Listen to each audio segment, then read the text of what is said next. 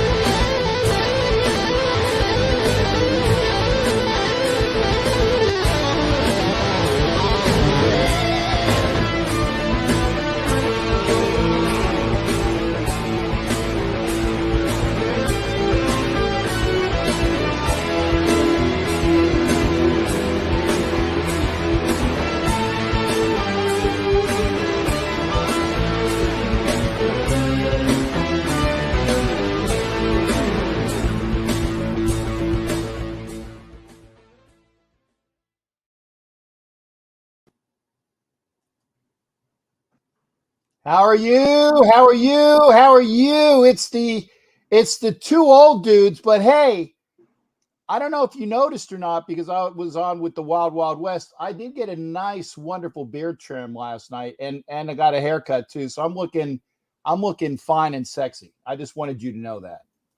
That's good to know. I'll try not to, picture too much of that visually, but dude, when you told me about our guests tonight, I you know me, I love to do my research. Yes, you do. I did not do any research. I didn't have to. I remember this guy. I did not do any research. I remember this guy. Okay. Okay. In 1991, the NFL draft, we had 12 rounds back then. In the 10th round, we picked up this guy. We picked up Andrew Glover. And I went from Grambling. And I'm like, okay. I remember his rookie season. Okay. And here's the play. I'm not sure if it was first or second touchdown catch. Jay Schrader hands off to Marcus Allen. Marcus Allen takes off to the right. Stops, turns, throws the ball diagonally to the other corner, the left corner of the end zone. And here's this guy, 6'6", 250, not an over the shoulder catch. It was over the head. I mean, you could see the highlights. He looked up, went over the stripes of his helmet, grabbed it. And I went, there's our hidden gem this year. That was the year we started. Our first round pick was Adi Marinovich. Okay. I remember this guy. I can tell you I could sum up his career in 2 words. First word, underutilized. But back then, you got Tim Brown, Willie Gault, Mervin Fernandez as your receivers. This guy did not get enough play. He wasn't going to get enough play, but he was underutilized. I wanted to see more, but you couldn't. You couldn't get it to him. He was like, the 4th guy in the field. He was a rookie. His other thing I would say about his career, he was a mismatch. That's Back then they didn't use the tight ends like they do today. If the man was born 30 years too early, if he had been born 30 years later, today he'd be in that conversation with Waller and Kittle and that guy from the Chiefs and Gronkowski. I mean, he was 6'5", 250. He's prototypical. He's like Darren Waller. His routes are crisp, fast, too fast for DBs. And then he gets out there with them safeties. Look like a grown man playing against a bunch of 12-year-olds. They couldn't do anything to shut this guy down. He was like one of my favorites at the time. Loved watching him play. It was fun. It was like, get him the ball. It was going everywhere. We had a lot of receivers to spread around too. But this man was like, when I was like, that's our hidden gem. That's our hidden gem in the 1991 draft. I remember this. Didn't do a lot of research. I did not have to. I am a big fan of who we're going to have on the show tonight, Mr. Andrew Glover. Well, first off, that's wonderful. And again, the fact when you said I didn't do any research, I was floored. And then you explained why. Don't have to. Yeah. Big fan. Only because we get into the nitnoids. And I want to say, obviously, Andrew played from 91 to 96 with the Raiders. Yep. Los Angeles, it was for the 5 years in Los Angeles, last 2 in Oakland. Then, and this hurt me. It made me mad. I ain't going to use the words I want to use, but that made me mad. He went to the Vikings, and I was only because we're on Roku. I know what you want to say. We want to say. Oh yeah, I want to go full Tourette's. What's his name? What's that actor's name? Which one?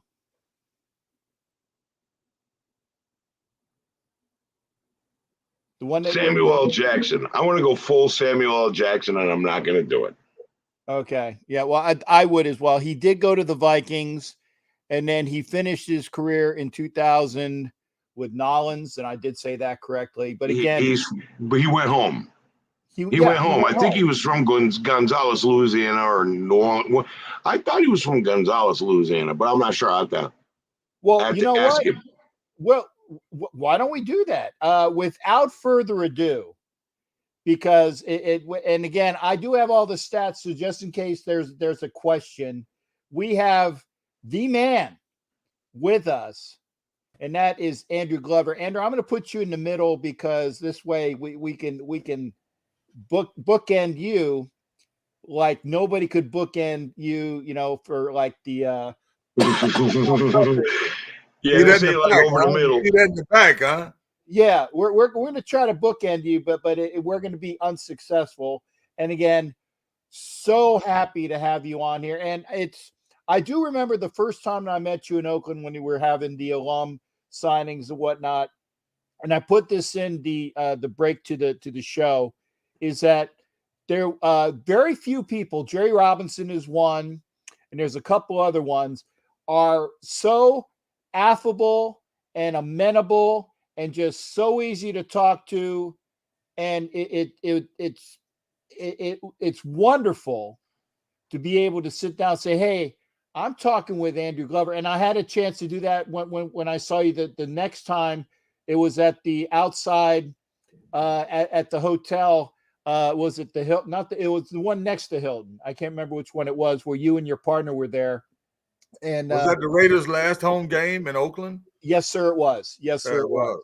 Yeah. And walking by you as well. And again, it's just And again, folks, you got to understand Andrew, aka Poncho, and obviously that's my question for the night because I know you get asked that a lot, but is sitting down and just talking to me as well. But then it's like he gets up and I'm like, wow, you get taken by how large, and I say that in a wonderful way, how large of a human being you are, that it's just so affable and just ever present. And I guess that I'm gonna guess that what is affable? I'm sorry, you're using the big words. Nice, easy going. Oh, okay.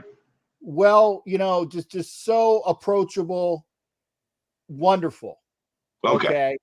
And I've loved that about you, and we've communicated since then as well. And it's always my pleasure to have somebody that I can say, hey, I have him on my phone and I enjoy talking. And we've spoken about a bunch of different things, and it's wonderful to do that. And the best thing, like I said, is that you're here and it's always a good time with you. So I'm going to give the floor to you. Anything that we've said so far that you want to, what does it say? Well, the floor is yours, sir. Well, I appreciate the opportunity, man. If it wasn't for the fans, then we wouldn't need players. And I have such a deep appreciation for the fans in Los Angeles and Oakland. And I feel like I owe them a debt of gratitude because their fathers, their grandfathers, their great grandfathers are the ones that came and bought those season tickets. So whenever I, go back and I'm around, I feel like it's my duty to talk to people, spend time with people, to answer questions about, my career and who I am and what I've done. And, it's always been a part of what I've done ever since the day I showed up at the Raiders. As a matter of fact, back in like 93 or 94, I was nominated for the Man of the Year for all the community service that I was doing out there in Los Angeles. I was I worked with Manhattan Beach Police Department there, the Inglewood. I worked with the Special Olympics out there. I also did some played in the Midnight League basketball madness for the gang truce. So, I was dedicated to getting better and trying to be the best that I can be to try to help the team. I've always been a consummate team player.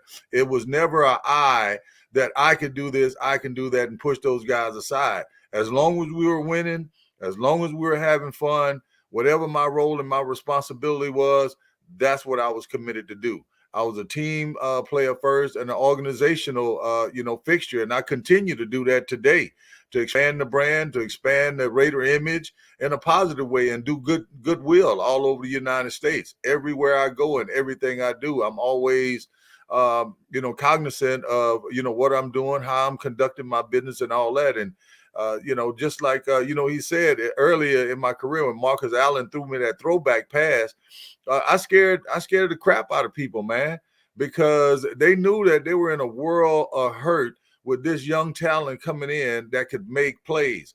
I knew that I could make plays in August in Tokyo Dome when I scored in the preseason. That wasn't an issue. The issue was, would we have the offensive coordinator to find a way to integrate my talent into the system so I can go out there and make an impact on the team? But that was scary as hell, not just for the defenders, the other team, but hell, people on my own team was shaking in their damn boots because they were seeing me at practice every day. And a lot of those things in practice, you have to do those things 4-5 times, and it has to work before it even get put in the game plan. That particular play he's talking about, that throwback pass, is a pass that I also caught with Harvey Williams. I caught 2 touchdowns from running backs. One of them was in Oakland. And that was because it was kind of like you working hard and we appreciate what you're doing. We're going to put you a play in the game. So we're going to put this trick play in and see if you could do that. And I was, I was trying to get anything I could get at the time. I just wanted the opportunity to make a play, and it worked. And so, but we couldn't do it every game because, people back then you would get 3, films of the last 3 opponents that you played against, and they would watch and always, be looking, and those guys would probably grab me. If they see that play next week, if they see me out there, look, just grab him. If you get a penalty, we already on the 4-5 yard line, you're only going to get 1.5 yards. So, but I enjoyed my time, with the Raiders. I had great expectations. It did not turn out the way that I would have wanted to turn out, but I learned so much when I was there, and that's family, because I was drafted. They wanted me out of college. I learned so much from Al Davis. I learned so much from the staff, and I have a great respect for the organization and the things that they're continually trying to do to get back to our winning ways and get back to the Super Bowl. So I have a question for you, because, I watched you play. I was an LA season ticket holder, okay? Was my assessment correct, what I said about you? Absolutely. If you were playing, if you were born 30 years later, wow, you'd be in that conversation right now. You know that, right? You are prototypical of the superstar tight end of today, because they use them a lot more than they did then. 250 pounds, could run, could jump, could catch, and could block. And, I was railroaded. Put up Ed Winchell's comment. Why didn't you go to? I was saving that for after. That's you then. Okay. You want to get good. He want to get to the bottom of this right now. Why we did not utilize this guy the way that we could have utilized him to help us win football games. That's the bottom line. That's all anybody cares about. Yeah. No, they didn't back then. Yeah. And again, I agree with it as well. I would love to see a Waller Glover tight end sets. Oh, that'd have been deadly. Hey, you stepping on some divas' toes. You got to take a receiver out if you put 2 tight ends there, right? You don't, do you? Oh, you don't. I don't care. We'll leave Fernandez and we'll leave Tim Brown in. Somebody got to come out the game in order. But hey, it's whatchamacallit did to a T. Bill Belichick, when he had Hernandez and Gronk and those guys, 2 tight end system. You can run the ball effectively and you can pass the ball, because you can attack both seams. And you can only put, one of those guys is going to be single covered. And then you can't cover this guy all over the field. Even if you are standing right there, I'm 6'7", all you have to do is throw it up. But I would just beat guys. I didn't want you to put your hands on me. I didn't want to have to push off. I would just flat out run you, because you didn't know if you were going to get the ball or not anytime. So you just ran like hell, thinking that this might be my opportunity and I can't get caught not running. And they show that on TV and say, oh, he wasn't given the kind of effort that it takes to get to that ball. Now, we was fighting to get our hands on every catch I could, because in order to make it in the National Football League, in order to stay on the roster, you have to have yards, receptions, and touchdowns. They knew the Raider organization did a hell of a job. The scouting department did a hell of a job scouting me, bringing me in. In early August in Tokyo, Japan, when I scored in the preseason, they knew right then that we have a big target and we have somebody that we can utilize. Now you have to finesse me into the group of everybody, because if I start catching touchdowns, everybody's going to feel uneasy about it. And somebody's going to have to go. That's just the reality of it. If you start shining, then somebody else is not getting the shine. And I ran into a little bit of that before I left, because I got fed up with, my role and my responsibilities. And actually, I even played some fullback. Started a game at fullback for the Raiders in Oakland when Eric Turner got hurt, and they said and they brought Ricky Dudley in, and they said, well, we don't have a fullback. What are we gonna do? Would anybody like to volunteer to play this position?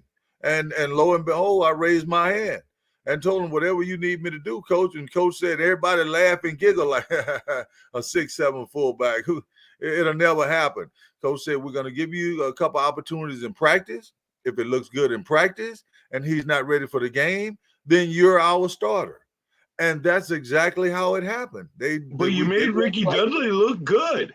Yeah, well, I helped him. I was a team player. I was a consummate team player. I wasn't never hating on one guy who's on my team. It's just like I told the papers when they came up in my face when he was having a hard time in his rookie year. I said, look, it's not about me versus my own teammate. I'm going to teach him and help him any way I can to be successful on that field. I said it's my teammate and I versus the rest of the NFL. That's who I'm going against. I'm not going against a guy on my own team because of a politics situation where, people felt like, we needed more athleticism at the tight end position. We need this, we need that. Well, that was just camouflaging what they weren't doing. Because in a lot of situations, we were setting picks for people who couldn't get off a bump and run man to man. And So hell, you were a Raider. You I were was a wide Raider. open. I mean, anybody, to me, it's about reading the defense and getting the ball to the open guy. We shouldn't have predetermined places where the ball should go. And back then we were doing a lot of that. We were calling the play in and say, look at this guy. Well, when you tell a quarterback to look at this guy, he's not going to go through his whole progression. It's not going to happen. So, I was caught up in a couple of situations like that. And, thank God, he put me in a situation. I salvaged everything that I could out of the time that I was put in there. And the big thing was that I was told that we know you can catch the ball. We know you can get open, but can you block? I was a former wide receiver. I was a wide receiver converted to a tight end. I played wide receiver at Grambling State University, 6'7", 222 pounds. So when I got to the Raiders, they were like, well, we know you now that we see you can catch, but can you block? So you're never going to hit this field full time until, you learn how to block and catch and be a complete player. So it was never in their mind to utilize what I could do well. What was in their mind was just hold this guy up until he can show us that, he can get in the game and play a full game. And that's how he can make a contribution to us. I was going to go back, like I said, out of Grambling, and the Raiders have a strong history of getting players out of historically black colleges, HBCs. You with Grambling, obviously they've and it's gone back to, getting Gene Upshaw. I think it was like Maryland State. Art Shell, yeah, and so what was the arrangement, or did you have an inkling that the Raiders were looking at you in that? Because a lot of times we said, and thank you, you're shaking your head, because a lot of times people said I had no idea that the Raiders were after me because they kept it that low key. I had no earthly idea. As a matter of fact, my team traveled to California and played, and I had got hurt. And I didn't travel. They played in the Coliseum. They played Alcorn, and they practiced in El Segundo at the facilities. And I wasn't present. But, I had no earthly idea that they were even considering me. I was very surprised. I was pleasantly surprised. And because I played other sports at Grambling, I had friends that lived in Los Angeles already. So I came ready-made. I was able to, they were able to take me under their wings right away and show me the ropes, what's red, what's blue, what's right, what's wrong, right place, wrong place, all of that. And I was able to integrate my talent, into the team and into the landscape, as well as into the community, and ingratiate myself with the people so that my legacy could last, not just the stuff that I did on the field, but the people who I helped in the community as well, and the places that I went. And folks, I want to make sure that I will try to get to your questions later. Ed Winchell has a good one. I know Tommy Bouchane, who is a Vikings fan, wants to talk to you about Vikings. I know that. What is he doing on here? Well, I got all this Raider stuff around. I got friends from all over. Oh, okay. All over. Yeah. Yeah, man, we're friendly to other teams except for the Chiefs. Except on Sundays. Yes, except on Sunday. Oh no, it's war. Right. Now, if I can, go ahead there, OG. You do one, and then I'm going to get into some of the ones that we have. Keep the questions going. I will try to get to them, and there's some good ones, but I don't want to disrupt the flow like I just did. Go ahead, OG, and go ahead, Andrew. Well, just curious, what are you doing now? Well, right now I have a company out in Vegas called Pro Player Promotions. We set up interactive experiences with ex-professional athletes and corporate clients. I've been working with a lot of the football players and the retirees about trying to put them in a position where they could, make some money for their family, where they can get out and get in the public and talk to people. And we can take care of them and love on them and talk about the things that we did in the past. We can feed them, hotel accommodations, and they can come out and work as influencers in Vegas. So that's some of the stuff that I do. I go around the country and I speak to young individuals about sports and athletics and being a student athlete. What it takes to get to that next level and what it takes to maintain that next level. I'm a big proponent of multi-sport athletes. I think, as a matter of fact, the guy who just got drafted #1 in the NBA played football, basketball, and ran track and field in high school. And I am definitely against people telling young student athletes about what they cannot do because they want them to focus on a single sport. Basketball helped me in football. Track and field helped me in football. Football helped me in basketball. That's what made me built out of tough fabric, where I can go in any given situation and assimilate into it and make plays. It wasn't about being a superstar. It's just about making plays. The coach, has a strategy. The coach has going to give you an opportunity to make a play. And so you're going to do that. And your teammates are going to, you're going to ingratiate yourself with your teammates by doing that, working hard, keeping your mouth closed. And when it comes time for you to make a play like I did. Yeah, I know you. Trust me, every time I mentioned I thought, I said, and that's one thing. It's like, I don't recall you ever busting a play that was so obvious. I'm like, oh man. And again, I'm not going to rag on any of your team. Like you said, you went to the defense of Ricky Dudley, and that was because that was your teammate, and you were trying to help him out.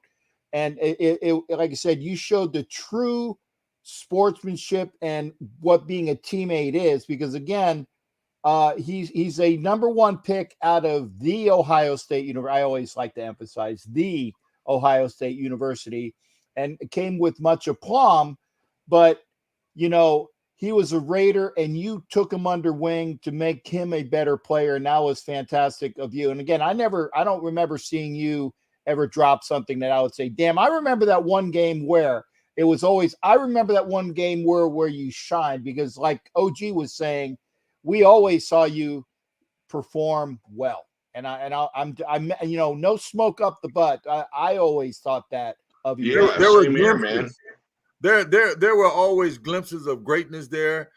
When the coach gave me an opportunity to make a play, I went out and did that. Now, and I learned to be a really good blocker as well. So well that they left me on the island and allowed the tackle and the guard to block down and catch a linebacker, and left me on the end, by myself, knowing that, while I may have been outweighed, or they may have been stronger than me, I had so much pride in my job and not wanting to get beat that I was going to hold firm for the play that we wanted to have. They had no qualms or no second guesses about putting me in head-on situation with people who were bigger than me and stronger than me, because I had heart and I wanted to get the job done, and I didn't want to get embarrassed on film day when somebody said, look at him, he's not giving the effort because we're not throwing him the ball.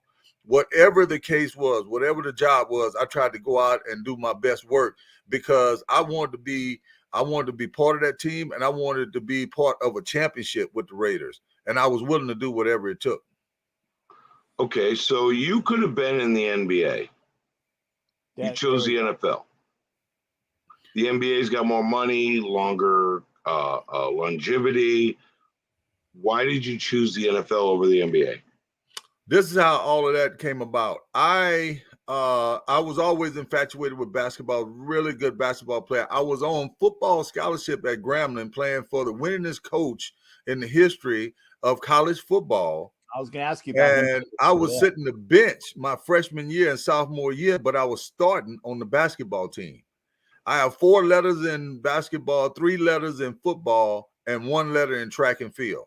I'm the only three-sport athlete at Grambling to win a championship in all three of those sports, to go to school year-round and graduate on time.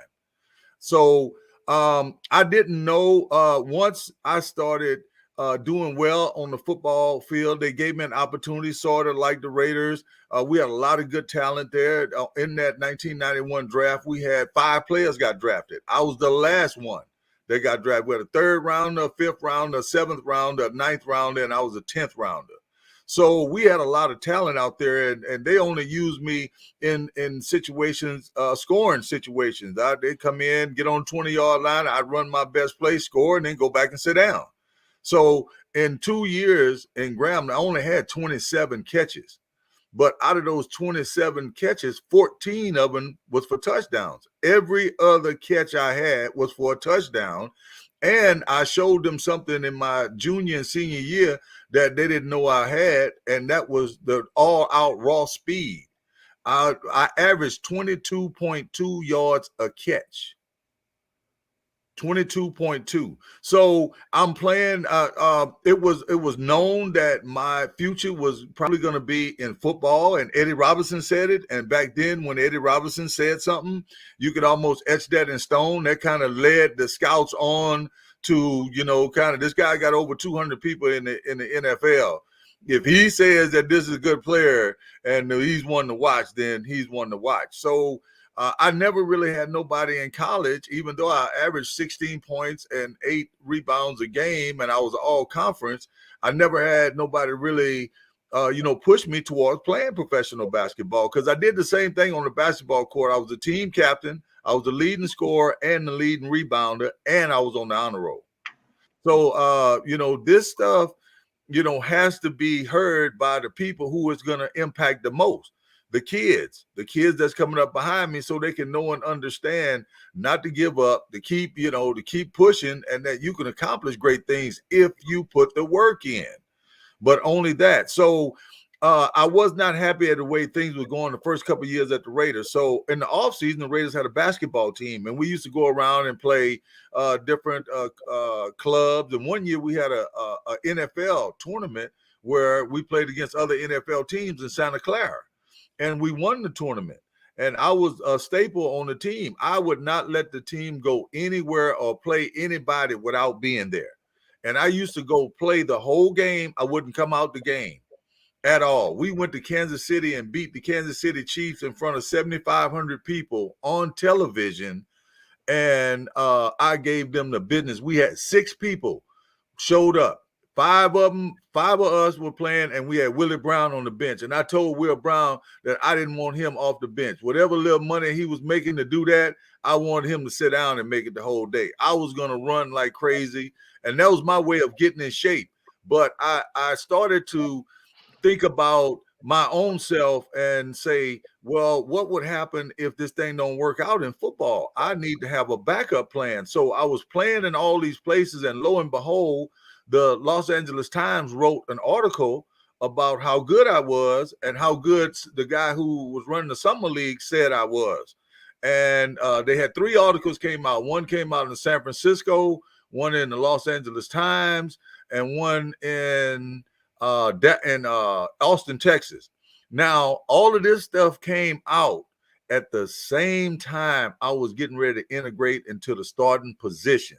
And the people came to me and asked me about it. I was trying to put a tape together to show an NBA scout to see if some elements of my game would have been transferable to the NBA. I wanted to be the first athlete to play professional football and play professional basketball during the same season. That's what I was thinking in my mind. But I wanted to make sure that Al Davis was being respected at the very highest level, and he knew and understood that I wasn't about jumping ship, that my heart and I was dedicated towards being the best football player that I could be. Now, when those articles came out and it started getting around and people started really talking about it, and I had highlights, they came to me and gave me an opportunity to say something about it. But when I found out that Ethan Harden was going to leave and go to Washington, and I was moving into the starting position, and it was my job to lose, I specifically told them that basketball was in my rearview mirror now.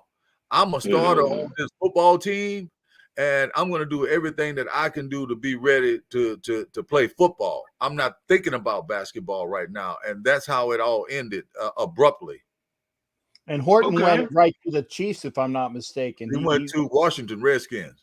Oh, okay. Because I know that he played for the Chiefs. So did he come from the Chiefs to the Raiders? Yeah, he came from the Chiefs as running back, and he was converted to a tight end. That's right. I knew there he went one from one right to the other. And again, thank you, folks, for your every time you drop money into the Super Chat or Super Sticker, you get entries into the prize wheel.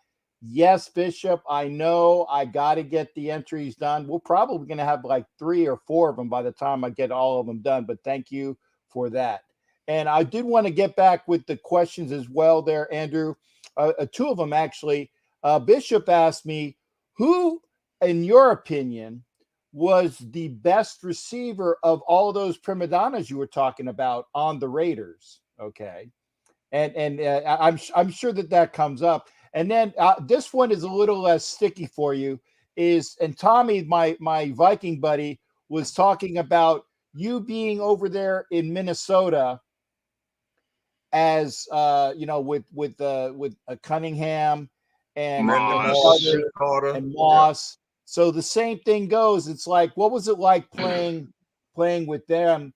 And hey, Stuart Schweigert's here as well. So you got your shipmate in here, Stuart Schweigert. So good to see him here as well. I think Cap. I think at the Raiders, Tim Brown is the man. I mean, he's got the stats to prove it. He's had the heart. He went through the surgeries. He came back. He was a staple. Rocket Ismail, Alexander, all of these guys were playmakers. We had the fastest receiver course in the history of the NFL. We had probably 4 or 5 guys that could run 4.3, 4.4, 40. We had the gold medal. We had the gold medal track team for sure. Which made me that much faster, because if you could never get off the ball and get down the field, you was never going to get it.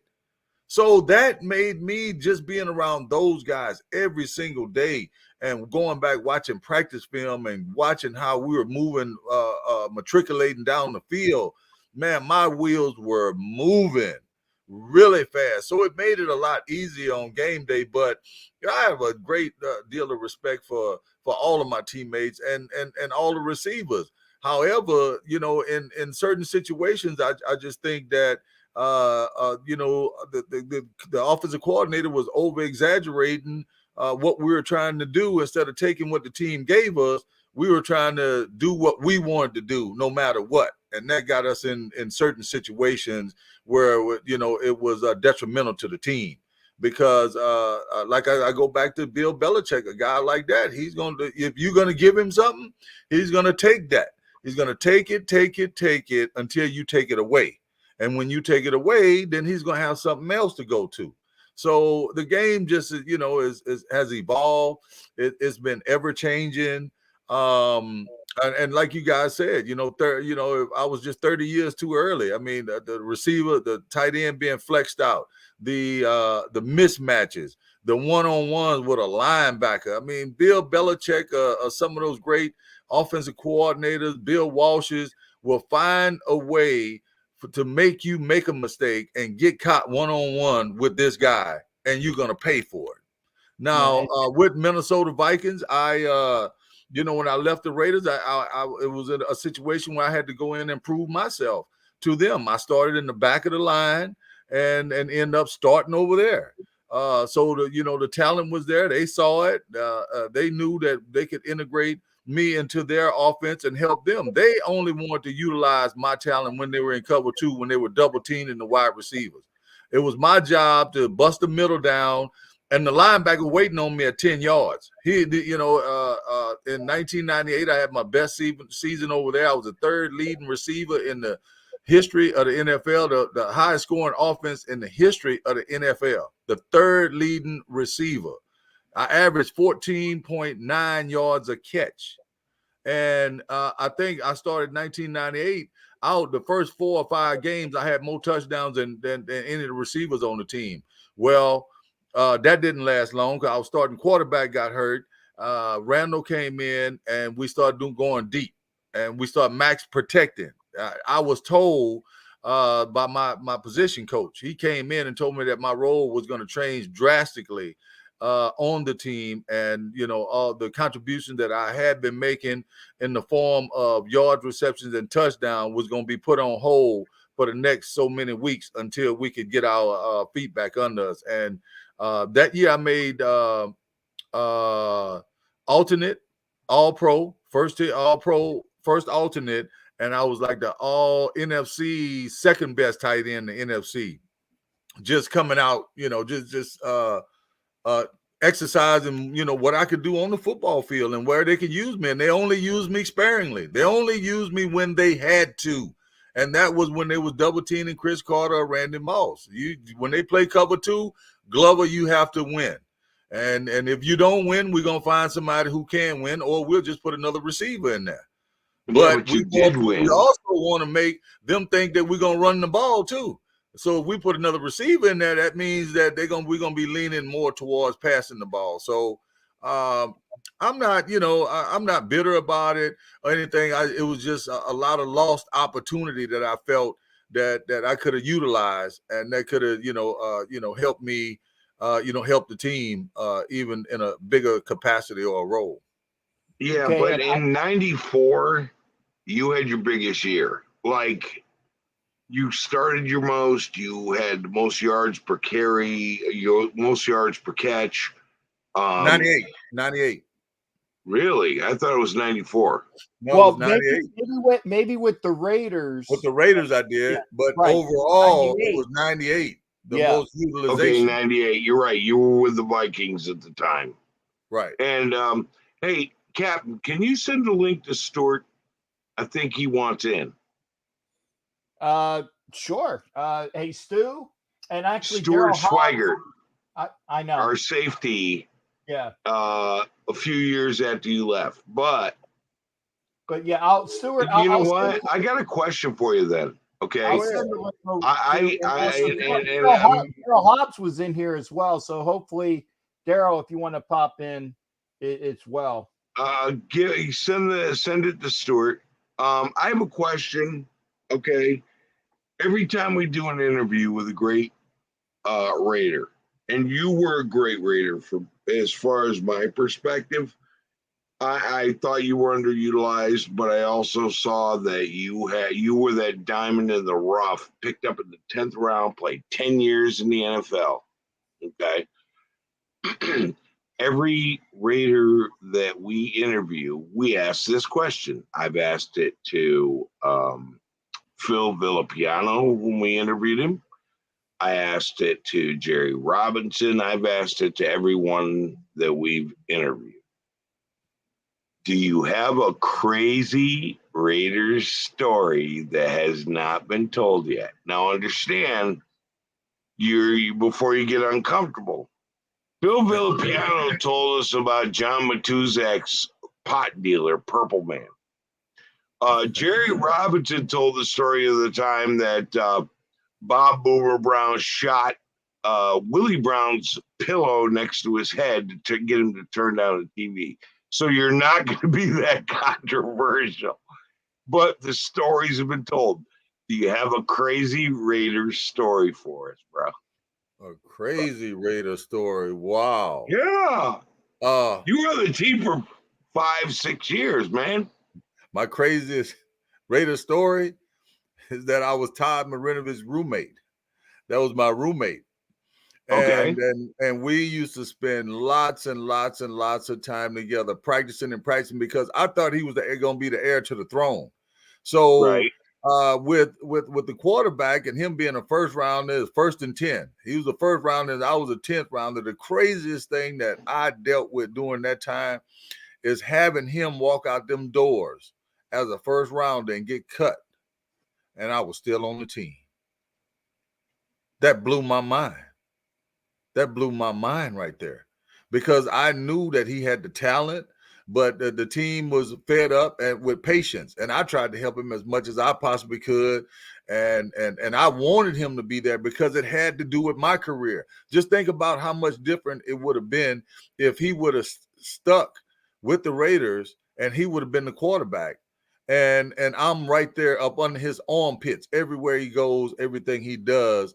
Except for his wild stories. I mean, I couldn't keep up with him everywhere, but I kept up with him a lot of places, and I still keep up with him until today. We're still friends. And I've reached out to him, in a time of need, and he knows that, I'm always here for him. All he have to do is pick up the phone. So that's one of the craziest things that I've seen is that while I was playing for them, people that got drafted before me were shown the door before I even left. So that's a humbling experience, man. A first round and a 10th rounder, you would think that 10th rounder is probability is he's going to be gone before that first rounder, but not in this case. Not with the heart that I have, not with I have the knack of listening to a coach and finding out what a coach is looking for and what he wants and duplicating that for him. So he kind of went Tony Montana. He kind of went Tony Montana, and now he's like this peaceful artist. And his artwork's amazing. And don't get me wrong, unbelievable. I was an art dealer. This guy's art is amazing. It is. I think that what went wrong in his life was what Marv Marinovich did to him. Yeah, but again, and he still was in that position though. I mean, he did that to him, but Marv messed him up. Yeah, well, I mean, all of us been through some life experiences that have been traumatic that we could have used to say that this is why I didn't do something. So I'm just programmed. I'm programmed for winning, and I'm programmed for no excuses. And that's just the way that I've been able to make it through this game called football and life. So I don't always jump on that when somebody says it. Now, it's been well reported and documented, but I don't know what the facts are. So I reserve judgment on that. All I know is when we got together, it was harmonious. He could throw the ball. I could catch the ball. It was going to be a great career and a great thing for our organization to have both of us from that 91 draft to be on that team for years to come. And I know it would have changed the trajectory of where I would have ended up if he would have stayed. Right. But you were the 10th round draft pick. You were the golden gem in all that. Let's be real. 10th round draft picks don't last 10 years. You did. They don't last through the first training camp. You lasted 10 years. Think about that. You were the hidden gem. Started with all three teams as a starter. Not just, I don't go around sitting on people's bench and taking up space. I was the starter at all three of those teams. So that made my job harder because I gave more in practice than I ever did in the game. But you lasted 10 years. You lasted 10 years in the NFL. That's 3 times the norm. That's correct. And you were a 10th round pick, but you were the freaking hidden gem of that draft. Yeah. I was going to say, hey, folks, if you are over there on Instagram, if you're over there on Twitter, if you're on Facebook, I can't see. If you're on Twitter or Facebook, we can't see your comments for the most part.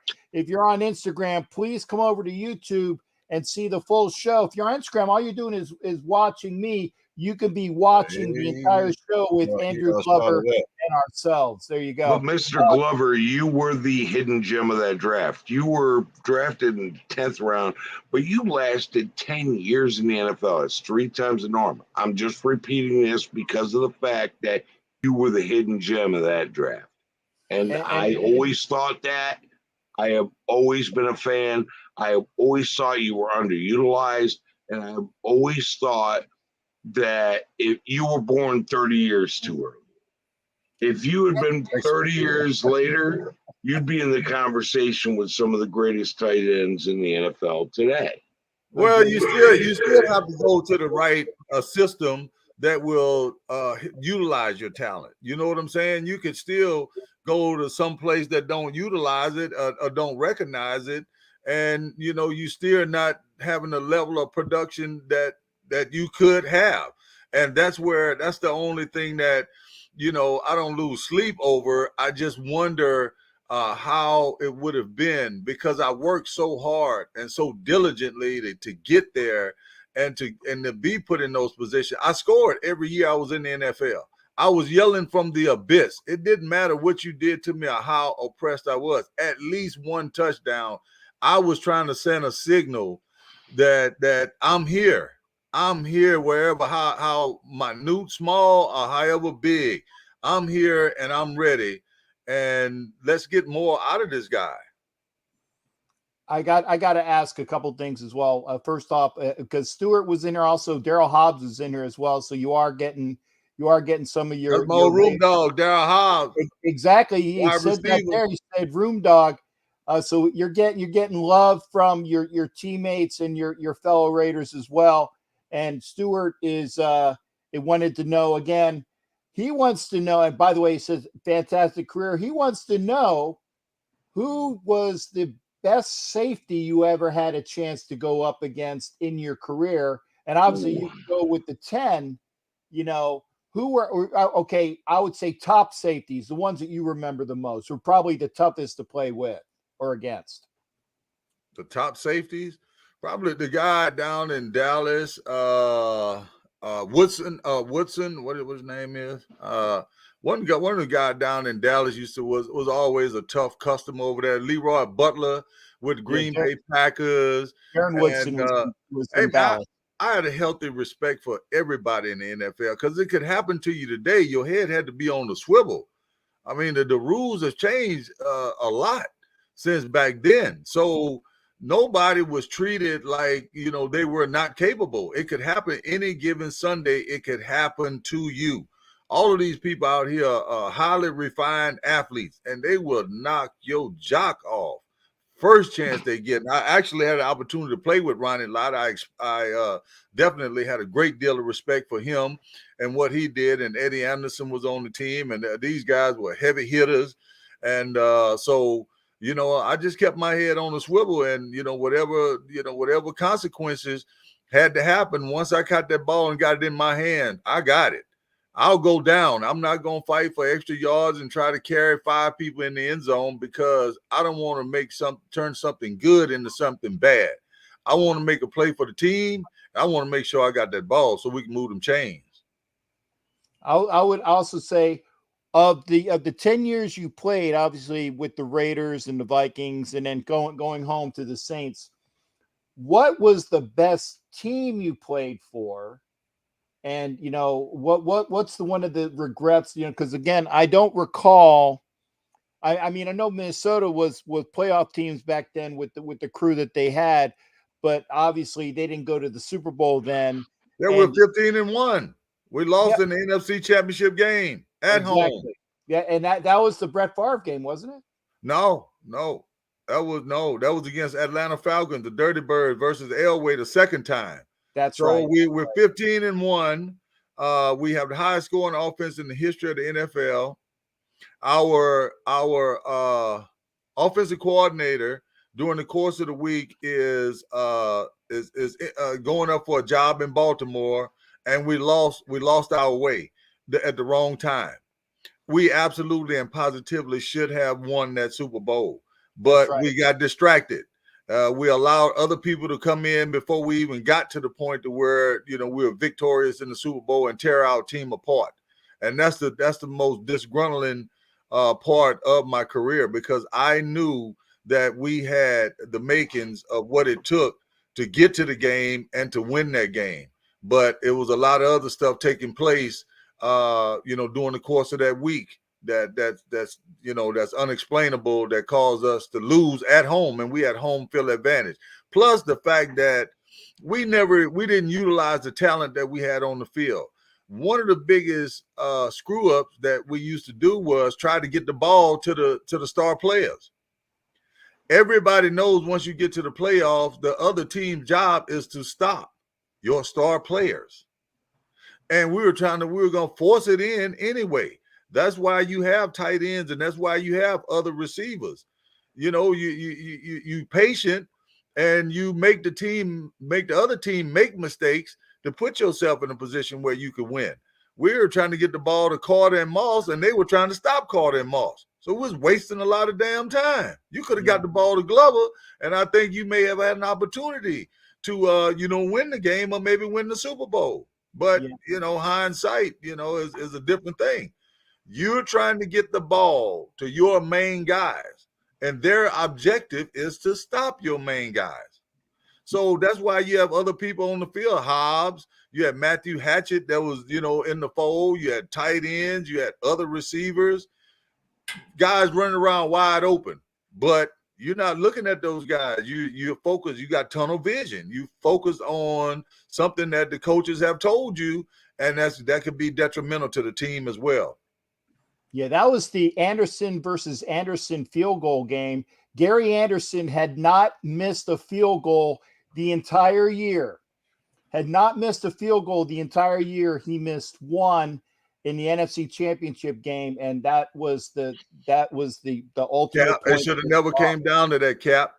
It was never supposed to come down to that. If you are the highest scoring offense in the history of the NFL, you unload bombs on everybody who get in front of you. You don't take it easy on nobody. You step on their neck.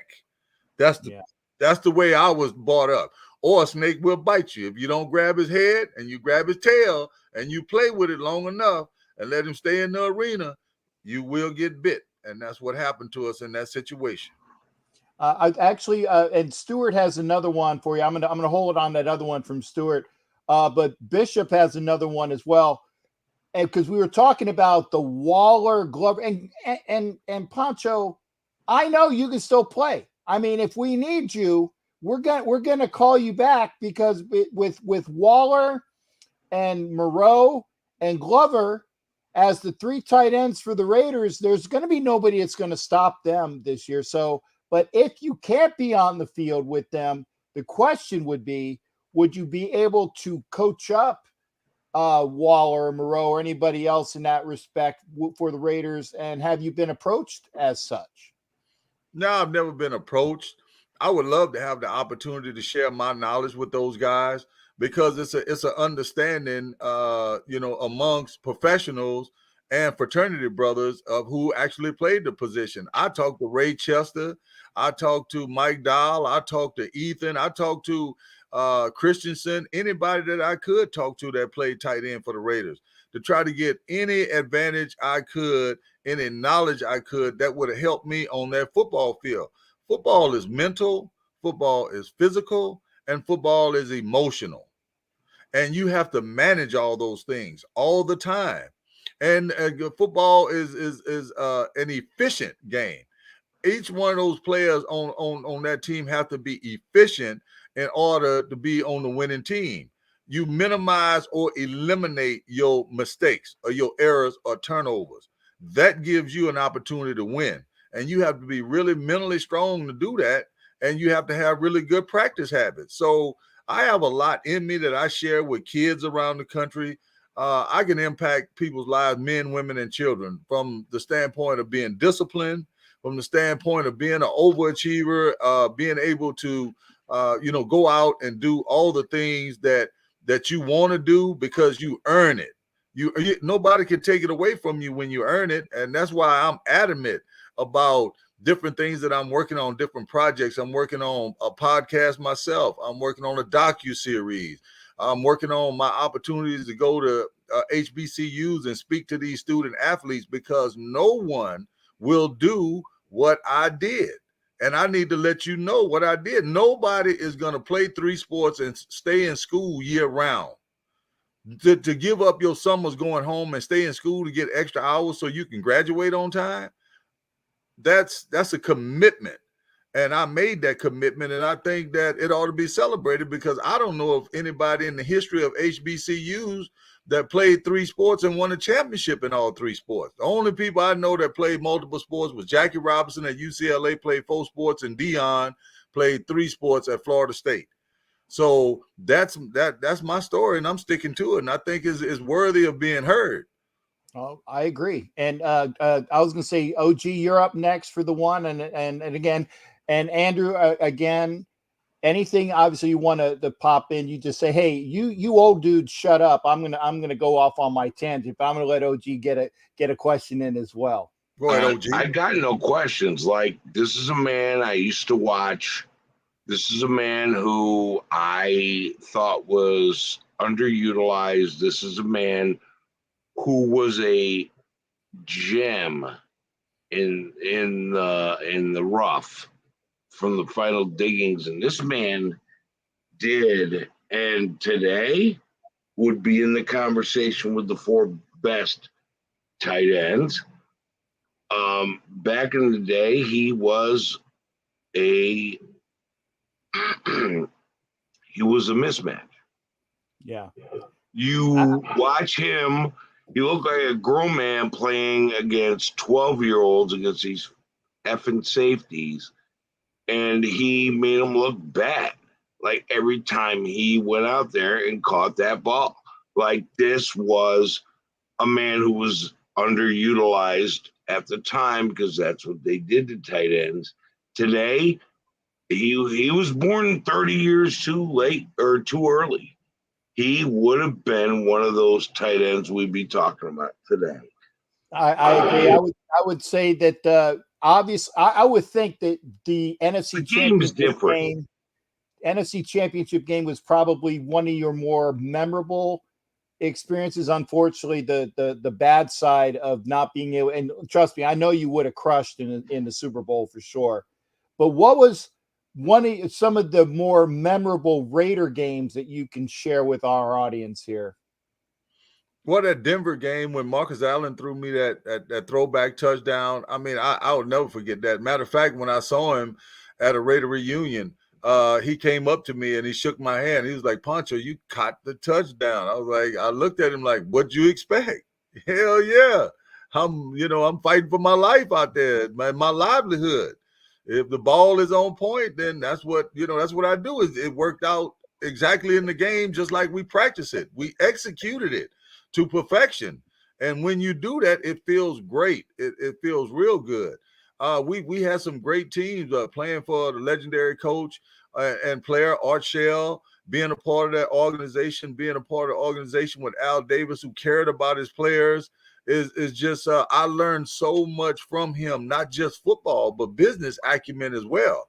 And being part of that organization is going to always, till the day I die. Once a Raider, always a Raider. And it is my job to continue to help expand the brand and the image and do goodwill around the world as a Raider, as a former Raider. And that is family. And that's what I will continue to do. You're always going to be a Raider, bro. For sure. I wanted to say, and you were talking about Eddie Robinson and being there at Grambling. Stuart actually wanted to know, would any other colleges that approached you to be with them, and what was the final selling point is Eddie Robinson said, I want you to play for me, and that's just the bottom line.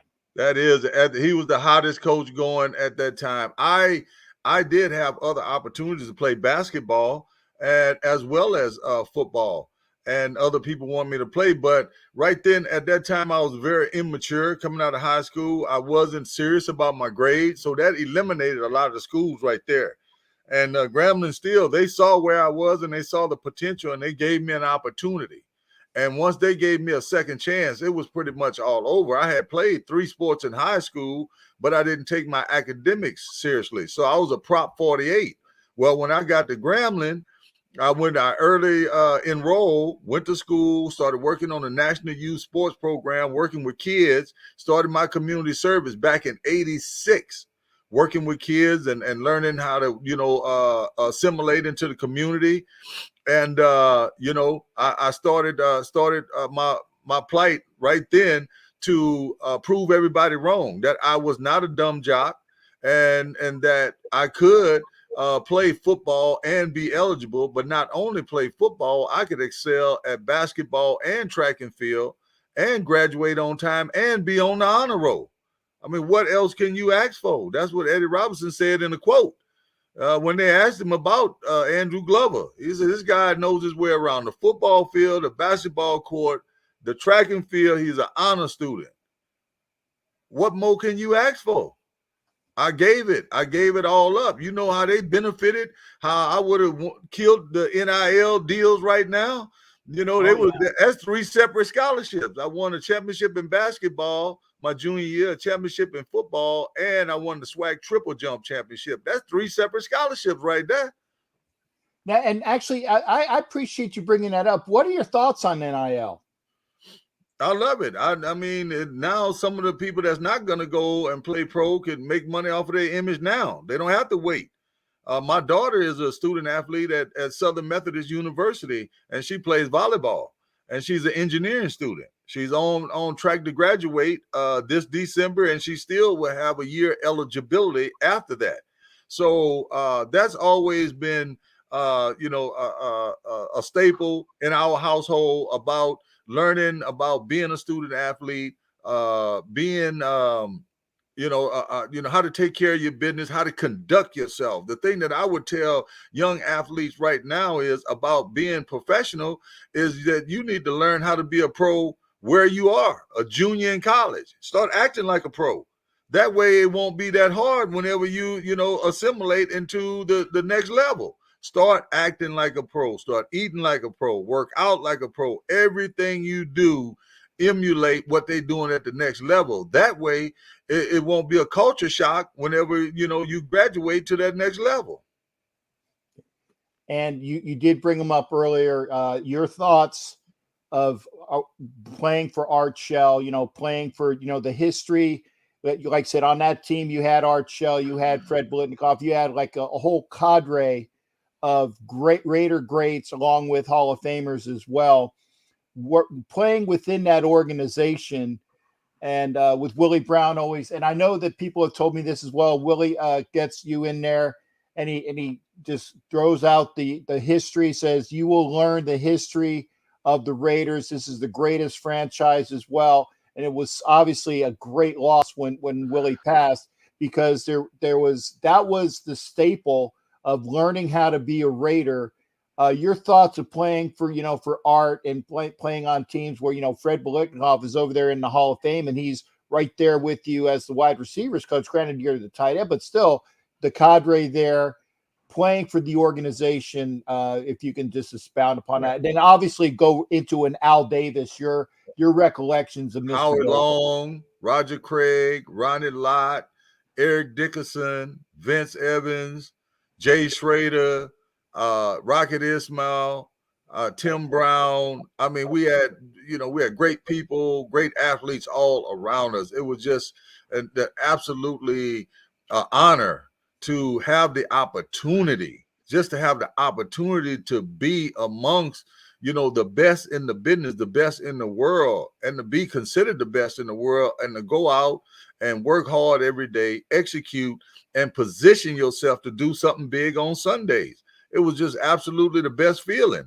So I didn't even look at it like it was, a job or work, even though it was, and it was a lot of pressure to be, to strive for perfection every single day. You were striving for perfection, and everything was on film. So it was being reviewed, and you were being coached up. So I was just happy to have the opportunity to have my talent be recognized by Al Davis, be recognized by the scouts. I came into the organization. Willie Brown took me under his wing, showed me how to be a professional, what I should do, what I shouldn't do, how I should, endow myself in the community, how I just continue to work. And you don't have to do a lot of talking. I didn't do a lot of mouth and all. My first year, I may not have said a few words. I just watched how the other people conducted themselves. Greg Townsend and all the defensive players we had as well. And Jerry Robinson was in the locker room. I didn't do a lot of talking. I did a lot of listening. I did a lot of watching, and I did a lot of emulating. And that's what kept me on the path to continually get better every year. I got better every year I was with the Raiders. From the first year to the 6th year, I was continually getting better, and I was willing to do. I blocked field goals. I also blocked game-winning field goals. They put me on the field goal team, and that's when we could step up, into the line, have a big nose guard, knock the center back, and you could step up there and just launch. And that was kind of gnarly right there, man. I launched and to block field goal or game-winning field goal, or to make people miss field goals, because you got this 6'7" guy jumping 10, 11, 12, 13 feet in the air. I have pictures of some of those blocked field goals too. And that's the thing that I'm most proud of, that I was able to make a contribution to the team other than just catching touchdowns. Blocking field goals. I played on kickoff team. I played on kickoff return team. I played on punt team. I played on punt return team. Whatever it is that you want me to do, that how I could help the team and we could win, I was all for it. I never was bitter after a win, unless I had an opportunity to make a play and something didn't work out. But after a win, I just was thinking about, well, what can I do to continually get better, so next time I come out, I can make a play to help the team win. And to the winner go the spoils. They get everything. Everybody pays attention when you're winning, but if you're losing, nobody riding with you. Yeah, I was going to say the Raiders have always had. I know, like even in the Super Bowl that they beat the Redskins, Don Hasselbeck, a rangy, large tight end, jumping up and blocking the extra point, which is why Redskins only got 9 points that day. You as a athlete being able to do what you did as well, and contributing on special teams as well. And, it does me. And again, it shows that you are all that about being a member of the team, which is my segue, long-winded segue, but they know me, into your thoughts about the team as it's composed right now in Las Vegas. And I got some people. I got my shipmate in here, Alex Givens, who is a contributor. He's a Chiefs fan that contributes on the Wednesday show, Wild Wild West. That's why there was that, Chiefs great and Chiefs suck type of thing. So again, we got different people in here. I want you to tell everybody here your thoughts about the Raiders as they're comprised now, and your thoughts as to what we got right now, what you think we got right now, and what you think we might be seeing by the end of the season. Granted, I know we got to go through camp, and there's going to be a lot of changes and battles as well. But your thoughts, first off, on first things first. First things first. Yes, on sir. The real tip. Eliminate the distractions. The car accidents, the disgruntled people on the team, anything that don't have to do with organizational infrastructure and everybody being on the same page and wanting to win, then needs to be eliminated. Okay? You can't win with distractions away from the football field. It's tough. They've had a lot of stuff go on in the first couple of years that they've been in Vegas that don't have nothing to do with football. And so, the coaching situation, the automobile accidents, the players that's doing stuff, you got to get those things under control, and you have to focus. You have to go out. You have to work hard. You have to execute. You look good on paper, but everybody looks good on paper.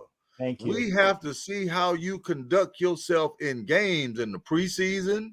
We have to see how the coaches gel together, because fact is, you could have a coaching staff and everybody on that coaching staff not want to be there. You got backstabbers. You got some guy who's not the offensive coordinator that want to be the offensive coordinator, or the guy that want this job or that job. Everybody have to have a single-mindedness and have to be on the same page and have to be selfless in their organization in order to win. Think about being selfless sometimes. Think less about being selfish. It's not about Devontae Adams getting 130 passes. It's not about that. It's about evenly distributing the ball and utilizing and making the defense get out of position so you can make plays on them all day long. I'm accustomed to that. When we were the highest scoring offense in the history of the NFL, we could go across the field and make plays all day long from one to the next. And you couldn't never get a bead on it. By the time you got a bead on it, the game was over. You can use Waller. You can use the receivers. You can use the fullback out the backfield sometimes. You can use the running back out the backfield. You can use screens. You got to open the playbook up and keep the defense on their heels. They will not know what to expect on any given play. And that's the best advantage you could have. Back when I played now, the Raiders may have been the easiest team in the NFL to prepare for. You know why, Cap? I'm going to tell you why. Because when we get a couple of plays under our belt and get to the 50-yard line, guess what we're going to do when we get to the 50-yard line? We're going to go deep. Yeah, I was going to say. We're going to go deep 3 straight times when we get to the 50, okay? You're going to throw it to Willie. You're going to throw it to Swervin' Mervin. You're going to throw it to Tim. You're going to throw it to whoever. And oh, by the way, I see Andrew Glover on a seam pattern going straight down the field on a 9-2. And somebody's going to catch the ball on one of those long passes that are ready to go at the 50-yard line. And that's what was in us at the time. And I think our owner had seen what, he was having a grandeur of what had happened in the Super Bowls. And he was trying to replay that. That's all he could see. That's all he could think about. And the game started to evolve and change a little bit. The game started to be more of a patient man's game. You know what I'm saying? Dink and dunk, getting first downs, all the way down the field, wearing the defense down. And then when you got in plus territory, having a higher percentage opportunity to score the football. Okay. Now, you see the team, and again, I agree with you. The distractions, and even Alex, who's my Chiefs compatriot, he agrees with me, and so does OG. What the Raiders went through last year, from the coaching staff to the front office to the issues with Henry Ruggs, the issues with Hobbs, the DUIs. Even the issue before that with Josh Jacobs with the DUI that got swept because he didn't have enough alcohol to get taken up. All of these things that are distractions need to be addressed, and I agree with you there as well. And I know that Al Davis used to, for all those that don't know, Al Davis would put people as spies on his players because that was an asset.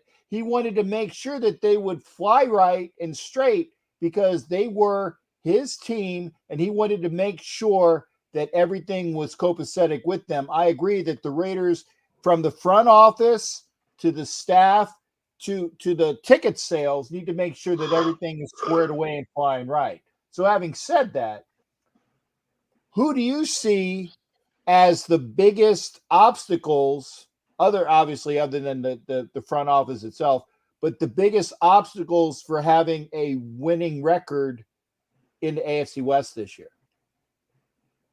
Wow, Cap. That's hard. Kansas City is always a tough customer. San Diego has got, the LA Chargers have gotten better. Yes. The Denver Broncos have gotten better. Any given Sunday, it could happen to you.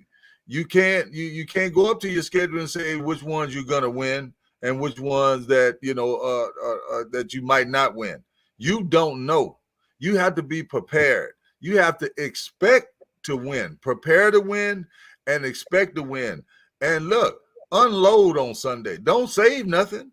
Don't save nothing. No game for the next game. Let it out. We're trying to win today. So it's everybody in that division has gotten better, and they can surprise you on any given Sunday. It's got to do a lot with injuries. It's got a lot to do with distractions. taking care of taking care of your business and your responsibilities, and the players. The players have to be focused, and their leader has to have a clear and concise plan that everybody understands and everybody is willing to buy into. Yeah, I'm on record with saying, and this kind of puts me at odds with a bunch of different people, because analytically, I said that the Raiders are going to be within, and actually from top to bottom in the AFC West, with all things being equal, unless somebody has some really injuries that are above and beyond the scope, I think that from top to bottom, 1 to 4, they're going to be separated by 3 to 4 games, and that's it, because the entire division has gotten that much better. And it's going to come down to tiebreakers. It's going to come down to, you cannot lose 2 games to any particular team, or you're pretty much, in my estimation, you're gone for winning the title this year within the AFC West, because you drop 2 to Kansas City, or you drop 2 to the Chargers. That just takes you out of from probably winning the crown, because that's the way that this is the best division in football. It used to be when I was growing up, and it has come to pass that it is again. Yeah, I think Josh McDaniels is gonna surprise some people. I think having a boss like Bill Belichick and having the success that he's had over the years, he's the right man for the job. Now you just got to go out and live that lifestyle and put people in a position where they can have great success and manage the team. You have to manage the team. Now, when you have a situation where in the division you have parity like we do, then what it boils down to is, if your third or fourth best person is as good as their third or fourth best person in receivers or running backs or whatever you have on the football field. Because when they take away Adams, then what you going to do? When they take away Waller, what are you going to do? When they take away the other receiver, who do you go to? You have to have a plan to know that these people are not going to let Devontae Adams just come in the AFC West and tear it up. How do you think that makes everybody else look? It makes them look weak. Don't make them look like pros. If he just come in here and all the pins fall down like bowling pins, they got pride too. They got heart too. And they're going to be ready.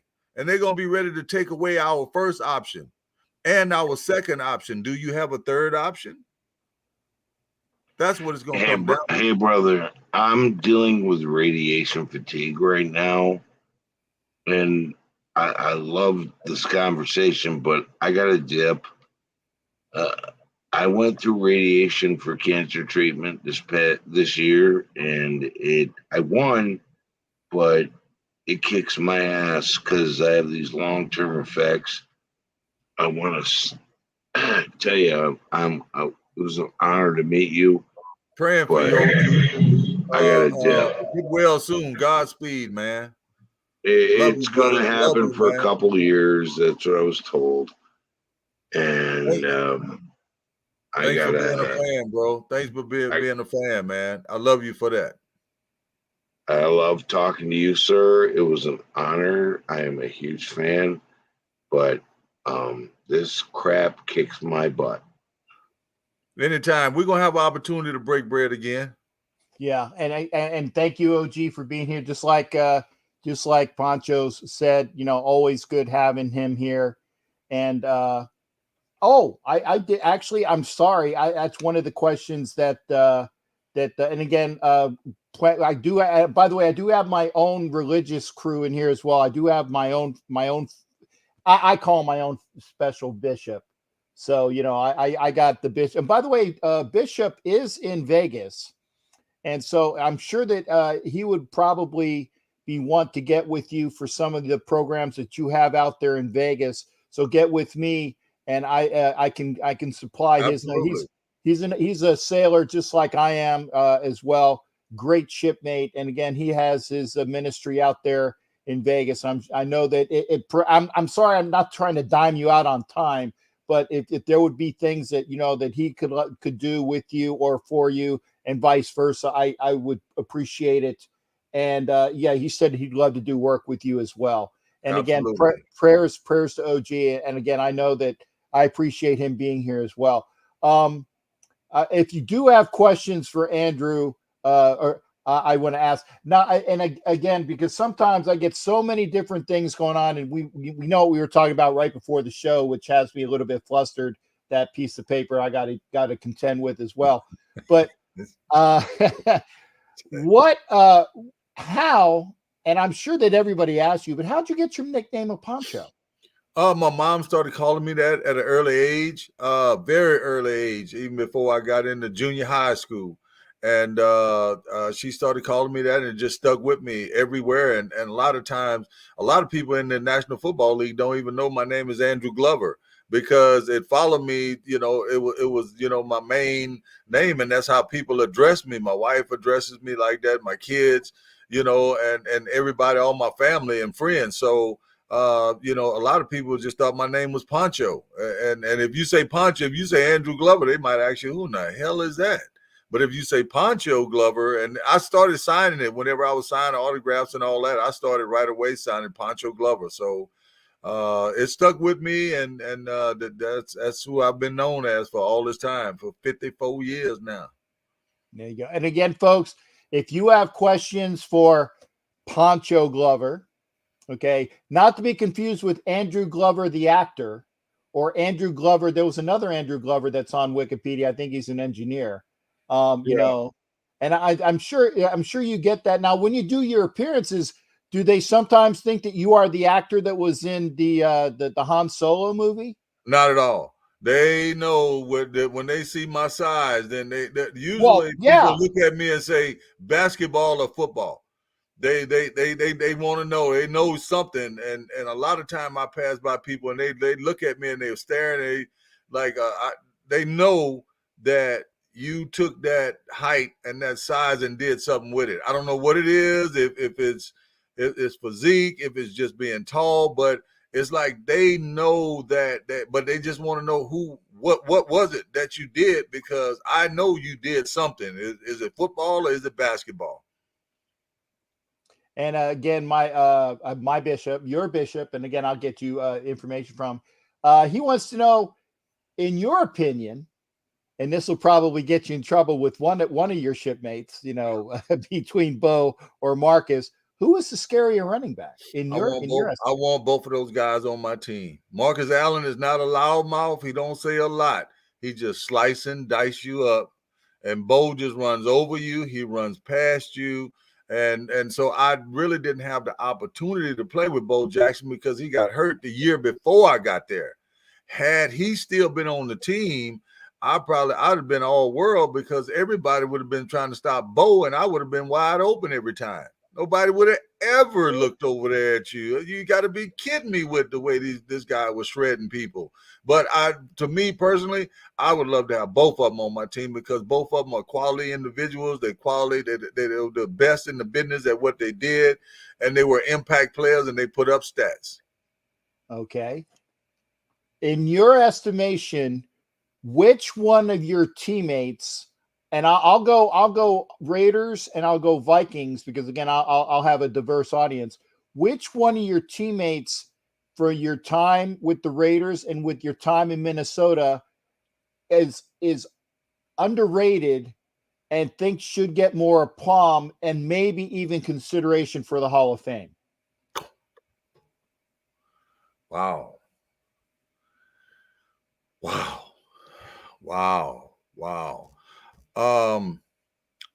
First of all, the Raiders.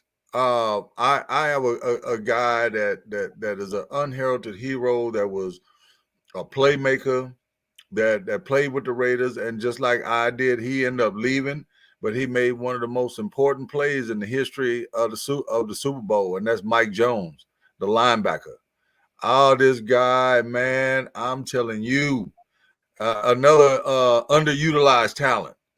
I mean, he was just, to have that potential and for the Raiders to have all the players that they had under that, under that umbrella, and let some of these guys get away, and then these guys show back up in the form of making plays for another organization is so disgruntling.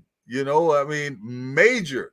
He made one of the most major plays in the history of the NFL, and I would have loved to see him stay in a Raider uniform and do his thing, because he was productivity all over the field, and he was an all-around great guy too. I think the other guy would be from Minneapolis, Minnesota, would be Robert Smith, another quiet guy. Hit the home run when he get that ball in his hand from Ohio State, and when he run them screens and all of that kind of stuff. This guy was just an amazing talent. Had it not been for injuries and his will to walk away from the game and still be healthy, then he could have been on that ballot as well. But two great guys, great athletes, great human beings, and who I have a high level of respect for. Okay. We went over this, and again, by the way, I'm gonna throw this up because again, Alex Given is that's my Chiefs compatriot who showed me love for being over here. So thank you, Alex, for being in here for the show. And thank you as well. And I like this question. Your most dreaded matchup, coverage, blocking, or again, the things that you obviously were excelled at, or you wouldn't be as you stated, you were a starter for the 10 years that you were in the NFL. You can't just, like you said, you can't just be, you're not the guy with the clipboard as the number 2 or number 3 quarterback just getting your paychecks. You were starting, you were performing, you were an integral portion of the team. Okay. But when you go out there, what was the thing that you either I don't want to say feared, but one of the things that you were kind of dreading the most as far as a matchup or something that you just, hey, we're going up against this guy and this team, and it's something that I don't want to do. Like the one people were saying, like when you have to make a business decision, when people were saying, like, when you're going up against Earl Campbell, you're making a business decision by making sure you kind of give him the Olay. Okay. The names that come to mind, that come to mind right away are Reggie White, Deion Sanders, and LT, Lawrence Taylor. You don't want to see them people. And not only you don't want to see them, hell, the offensive coordinator don't want to see them either. We throwing away from them. We had situations where when Deion was on the field, we were told we're not going to even look. Don't even look at that side of the field. We're not going to even throw it on that side of the field because he's going to embarrass you today. So don't even do it. And I thought, oh, hell, that's the worst. I wanted to see. But the people who were in authority over me was like, you're foolish. You don't want to really see. The competitive part in me wanted to go at him. Well, go at him, running, blocking, do something to immobilize him. But we had it on our schedule. If we're looking at half of the field, we're not even looking over that. And that's, oh man, that's just a hell of a level of respect to have for an athlete. And LT and Reggie White, knowing that they're dominant, we're running away from these guys. We're not running to Reggie White's side. He's getting through 2 blockers. So you don't have a chance to get him. So we're going to try to run away from him. And those things, that was the most feared times in my NFL career, when we were going against players that were just totally dominant. Junior Seau, he didn't have no rules about how he played. He just made plays. He'd come on a blitz even when the blitz wasn't called, and beat the center, jumping all over the center, disrupting the plays. It was just depressing to see Junior Seau down in San Diego. because this guy he's gonna mess up all our offensive plays. Whether he's coming in over the center, whether he's coming in over the guard, wherever he is, you have to know where he is on the field because he's a major disruptor, and he's gonna make us look silly out here today if we don't, prepare ourselves to go the long haul. Okay. You're obviously Minnesota one step away.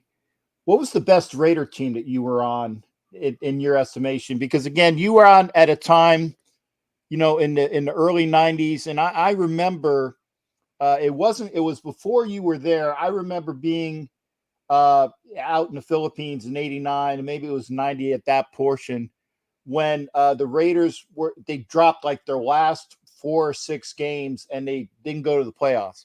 And the Raiders had such a dynamic team again with Marinovich. And I know that when Todd was there, you played Kansas City the last game of the year, and then you played them the first round in the playoffs because that was one thing that I said, okay, hey, we beat them, and now we're going to play them again. But the best team that you can recall being on in your Raider career, I'm sure obviously the Super Bowl team that should have been with the Vikings was your best overall. But your best Raider team. We had a team that was 8-2 and we lost 6 in a row. We needed to win one game to go to playoffs. But we had injuries and our quarterback got hurt. Oh, I remember that. That was out. Yep. We started out, that might have been 95, 96 when we went back to Oakland. And we were burning. Boy, we were whooping people. But one thing we were doing was getting the ball around to 5, 6, 7 different receivers at the time. We were unstoppable. And our quarterback got hurt. And then we had everybody came out the peanut gallery and said what we need to do to win now. We need to go. I need to be the one to make the play. I need to do this. I think if we would have worked as a team and continually, worked on the things that made us great and went to a lot of different people like we had been doing, I think we got away from our strategy. When we lost our quarterback, we got away totally. We dumped our strategy and started doing some other things, and that's the thing that hurt us the worst. And I think that's where the big fallout really started to happen. I remember it was Hostetler, and Hostetler got lost. It was the Cowboy game, and like you said, it with 2 losses. I think you guys you were 6-2, or 8-2, and then you lost the last, because you had Vince Evans in there. I think Wade Wilson was also came in there and was quarterback. But Vince obviously being, and again, a great quarterback, but Vince at the time was, I think, 38, 39 years old, and still could sling it. And then you had Wade Wilson as well. But once Haas went down after the Dallas game, I was like, man, and that was a killer. You couldn't buy a game. We had so much. We were so motivated. We were so in a prove it mode. We wanted to prove to everybody. We were under duress. We had just moved back from LA, and we wanted to make a big splash.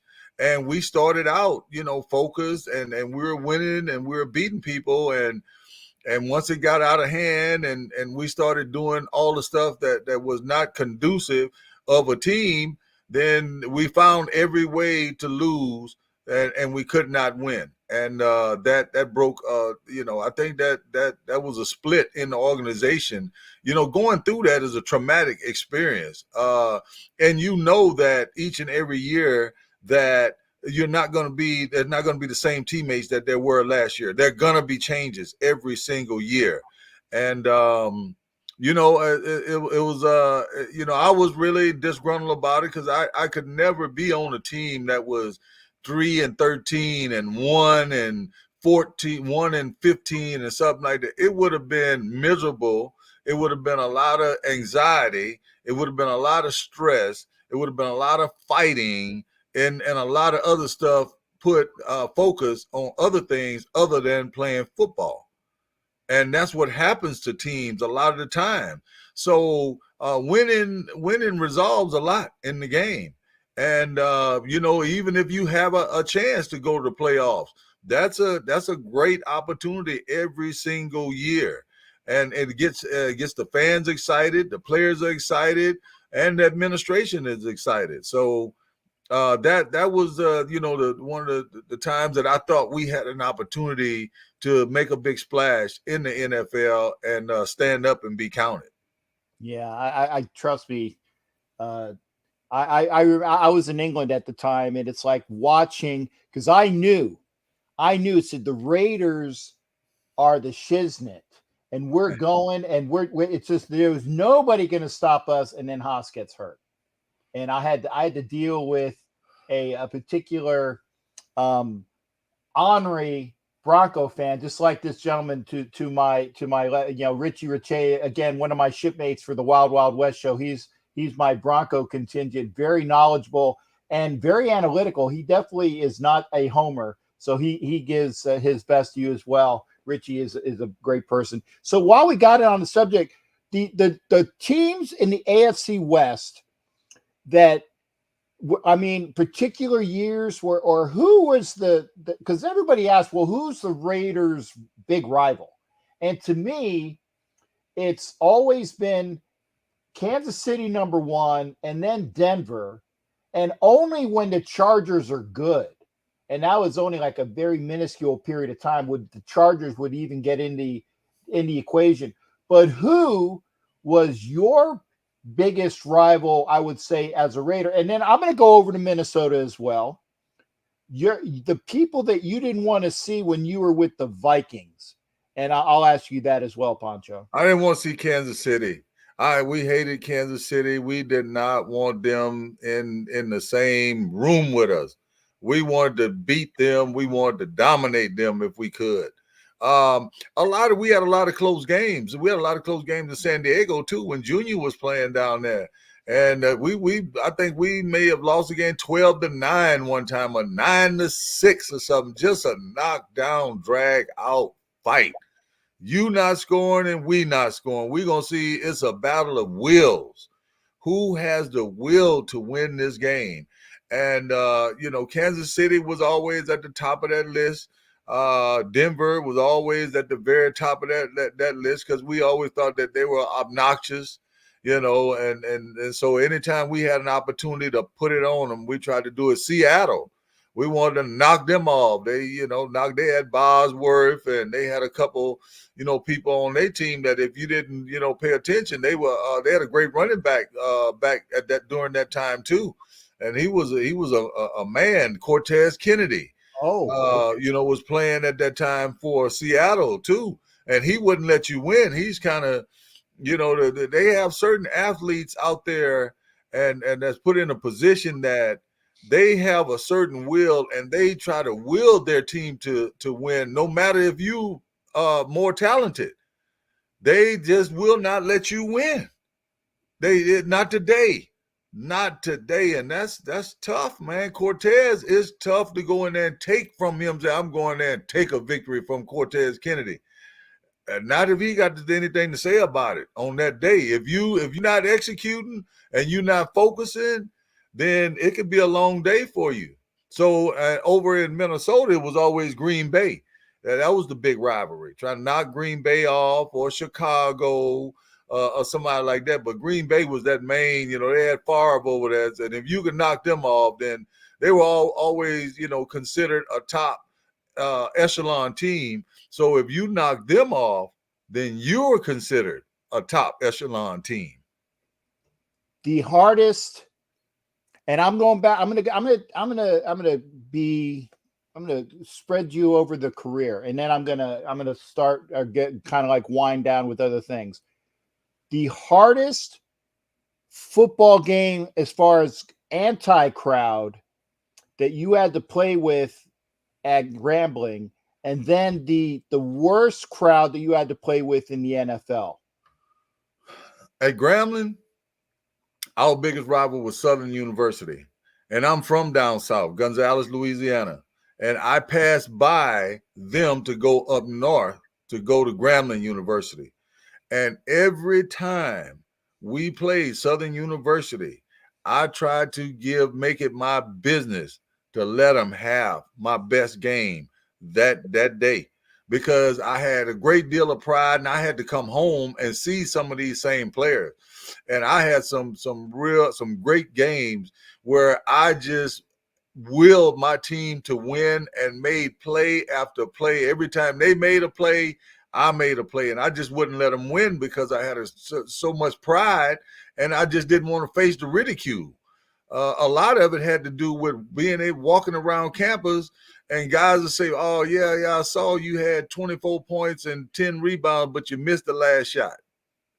So the 24 points and 10 rebounds don't even matter. You missed the game-winning shot.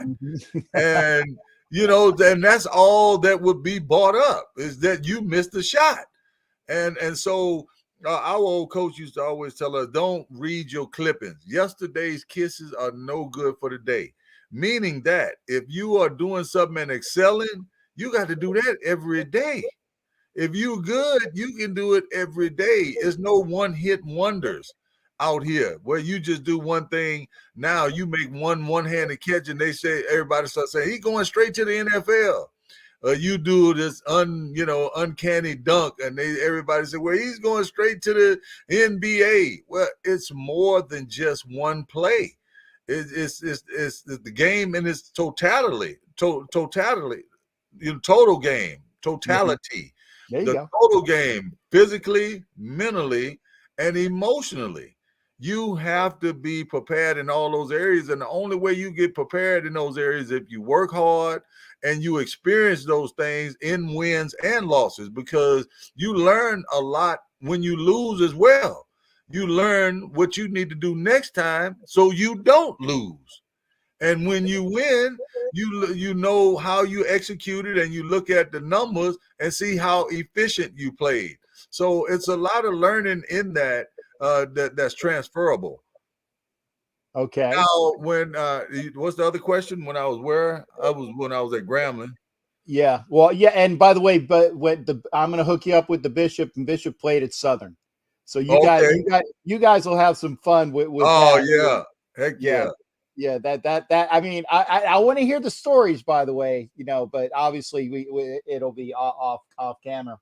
The one thing that I wanted to say as well is, and this is a good question. Again, Richie Riche is my Bronco aficionado. Great analytics.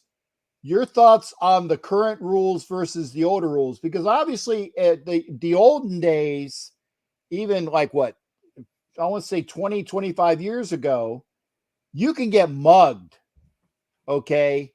And they started to lessen the rules, I think, with with the Air Coryell and with Fouts was I want to say the beginning of the lessening of the rules. But then they did another branch, and it was even more recent. And I mean, you have Scoring to have and entertainment purposes. Scoring and entertainment purposes, so you wouldn't get bored. Okay. Yeah. The game has changed. It's it's a form of entertainment, which we have to realize that that's what it is. It's a form of entertainment. And nobody wants to go to the games when the starting quarterback is not in or your star player is not in. So they started protecting players and things of that nature. So I wouldn't say that, I think that the game had to change in order for it to coexist in the world that we live in today. It could not stay the way that it used to be when we played. It was just too brutal. We have too many side effects off of the field, and the product that we have on the field was getting less interesting, because nobody wants to watch a game when the two best teams are not playing. One team is playing against a lot of backups. Nobody wants to see that. So I think it was a big push towards trying to have all your major players on the team and playing on Sundays so people could tune in and we could see what parity really looks like. Win, lose, or draw. Okay. By the way, I want to apologize for anybody that's over on Instagram. I haven't been able to keep up, so I lost some viewership on Instagram. I say this every time. If you're on Instagram, please come over to YouTube. They're saying, who am I talking to? Well, if you go to YouTube, you see my ugly mug on Instagram. You don't see anybody else, but you see Andrew Glover, the great tight end for the Raiders. I'm gonna ask this, and then I also want to make sure that people know that it's important. You were talking about it before, your dynamics of what you are doing with the former players and other things along those lines. I want to make sure we get some time for that as well, along with the charitable things that you are doing. But I got to ask, is everybody again, new tongue, your thoughts about the great Al Davis, about talking to him, going into his office. I always ask the question, like when you go into Al Davis's office, and your thoughts on there, because again, that's a legend like you had with Eddie Robinson. Your thoughts there. You have to respect a man like that. He was just the coach, the GM, the owner. He did everything that you could ask of a team owner to put us in a position to win games. He did it with respect. He did it with dignity. He took care of our families. He showed us how to appreciate the brand, showed us how to expand the brand, and how to take care of people so they could take care of us. I learned so much from him, not just football plays. I learned a lot of business acumen and things that I use today in business. That I learned from Al Davis, how to conduct business, how to negotiate, to strategy of business, and how to take pride in something that you build. And he took great pride in that organization, and it was nothing that was too good for us. Everything that came out new that he wanted us to have. If he found out that last year's Super Bowl winner, and we got pictures of everything in their weight room, if he would gut his own weight room out, give all that away, and bring in every single thing that they had. So you had no reason not to give your all, because everything everybody else had, you had that and more. Plus the exposure that we had internationally. I was able to travel to Japan, France, Spain, Japan, Spain, and Mexico with the Raiders. I wouldn't have had that opportunity if it wasn't for the Raiders, and I'm forever indebted to Al Davis, the organization, and the fans that supported us over the years. Okay, we only got like a couple more minutes. Again, Poncho, I want you to make sure that you put out the information of what you want people to go see, to help you with, again, with your charitable times or your organizations. I'm going to hook you up with the bishop, but please put it out now so people will be able to go find those websites and help you out as well, sir. Because again, very entertaining, and we will go and help you out as well. Yeah, I'm on Instagram right now. I hadn't been on social media, but for about 6 or 7 months, you can reach me at Poncho Glover, Poncho Glover. That's where I am starting to share some of the pictures of things that I've done in the past, some of the accolades that I had, a lot of the community service and things that I've done. I actually, when they started building the stadium in Las Vegas, is when I started working in Las Vegas. I didn't wait till they finished the stadium. When they started building the stadium in Las Vegas, I got into the community and ingratiated myself with a lot of people there. I've been to the 100 Academy to speak to the kids there. I've done ESPN Junkies. I've done ESPN Radio in Vegas. I've done stuff with military in Vegas. I've done stuff with Delta Sigma Theta in Vegas. I've done stuff with the library in Vegas. I mean, I've made myself a regular presence there. I've done some stuff with Tropicana and worked with some other people there. And it is my sincere hope that I could integrate my talent and help some of my former teammates and some players from, around the country come to Vegas, enjoy Vegas, and make sure that we do our community service and give back and help the kids along the way. Be able to tell somebody something that will help them, put them in a situation that will make them better. And that's what we're, that's what we're trying to do right now. So Okay, my company is called Pro Player Promotions. It's there you based go. out of Las Vegas. We set up interactive experiences with ex-professional athletes and corporate clients. We work for nonprofit and we do some work for profit. So it's a hand in hand. We work hand in hand with the community. You do us a favor, we do you a favor. That's where we go. That's where we start the relationship. So we're meeting a lot of people, and we're just having a good time along the way. And I'm going to put that up now. It's a Pro Player Promotions. Yep. It should be there. Hopefully you'll see it there. And again, make sure you look up Pro Player Promotions and Andrew Glover. Make sure you hit up his Follow me on Instagram. Instagram. There You're you gonna go. see a lot of stuff on Instagram because I'm gonna be working on a docu-series coming up about my accomplishments, and I want to go on a HBCU tour where Hoorah. where with Deion Sanders and everybody, what everybody's talking about that's hot right now. I want to go on tour, do a promotional tour, and be able to share my story with those young student athletes so they can learn something from that experience.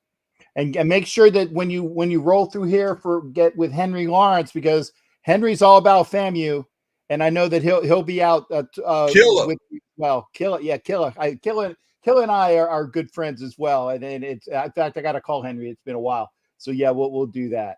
Yeah, he's a great guy, man. He's a very talented individual, and he's easy to talk to. He's easy to talk to, and just a great human being, and one of my Raider fraternity brothers. You got it. Again, folks, I hate doing this. Again, Poncho, don't go anywhere. I got to do the outro. Thank you for being here. It's always a pleasure. We are here on Roku TV. We're here on YouTube. We're here Northeast Streaming Sports. Watch our stuff. Share, like, give comments after the show.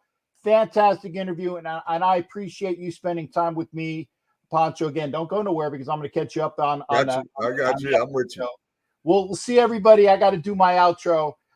Thanks again, sir. And thank you for watching Chronicles of the Black Hole special edition on Thursday night.